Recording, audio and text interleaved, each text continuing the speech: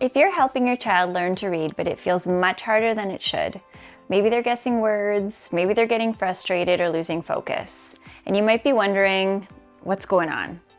So here's the truth. It's not you, it's not your kid, and it's neither of your fault. Many reading methods that have been widely used for decades aren't backed by how kids actually learn to read. That leaves parents overwhelmed and wondering what they're missing. And I'm here to tell you that you're not missing anything. You just haven't had the full picture. That's why today I'm introducing you to the science of reading.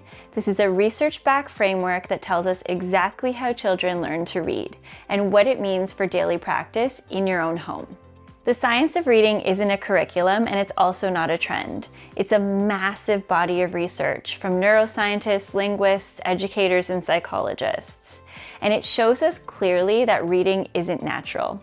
Speaking is native to children, but reading must be taught. The brain doesn't come with a reading area. It learns by rewiring parts originally used for vision, language, and speech through explicit systematic instruction in how print maps to sound. Now, despite this, most schools still use methods like guessing from pictures or memorizing sight words that skip foundational skills. And that's why so many kids struggle and why so many well-meaning parents are feeling stuck. Now let's look at what the science says.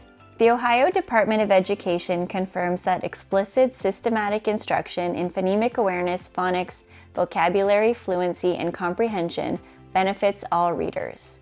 The National Reading Panel reviewed dozens of studies and found that teaching phonics improves decoding, fluency, and comprehension significantly, even for struggling readers, and that systematic instruction works better than piecemeal approaches.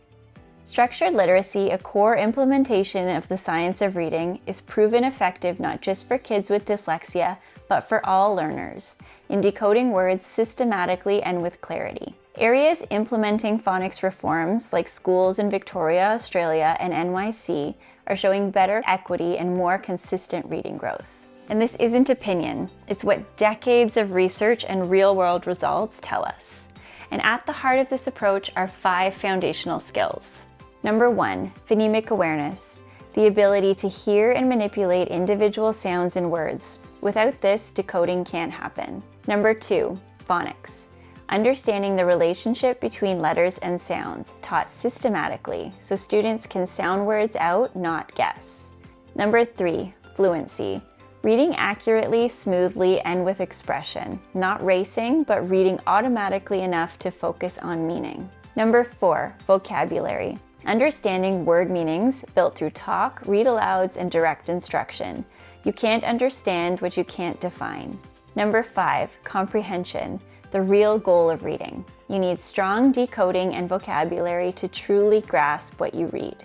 Reading under the science of reading is not disconnected. These are pillars that form a chain, and when one is weak, the whole chain feels shaky.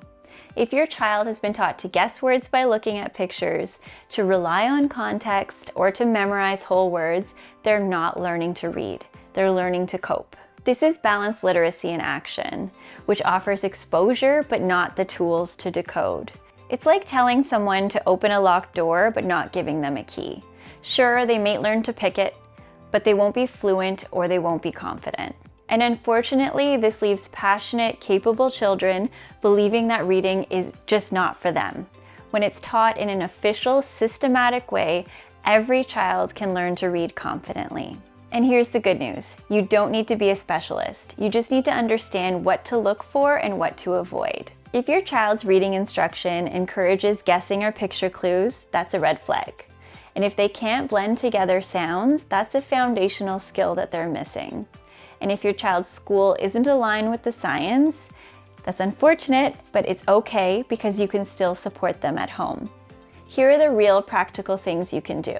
Play phonemic awareness games. Clap syllables, change sounds, no pencil, just sounds. Teach letter sounds, not just names. This is S and it says S. Focus on lowercase letters, they appear most. Practice blending early. Once they know a few sounds, model at is mat. Use decodable books, not leveled readers. Decodables match the phonics they know, no guessing required. Read aloud every day. Even independent readers benefit. This builds fluency, comprehension, vocabulary, and background knowledge. Keep it screen-free. Reading is about sound, feel, and conversation, not apps. Real books and connection matter most. If you want a structured, screen-free path rooted in the science of reading, that's exactly why I created the Active Readers Early Childhood Reading Curriculum. It includes phonemic awareness games, explicit phonics instruction, CVC word builders, decodable passages, printable sound maps and activities, and hands-on learning. There's no confusion, no guessing, just a clear, research-aligned path from letters to reading fluently. You can learn more at my website or find it in the link below of this video. Helping your child learn to read isn't about doing more, it's about doing what works. It's about explicit teaching, not guesswork. It's about building connections, not skipping steps. It's about knowing the science and using it. You don't have to be perfect, you just need to be informed. You don't need fancy tools, you just need the right ones. If you felt like something was missing, now you have the picture. You've got this, and I'm here to help.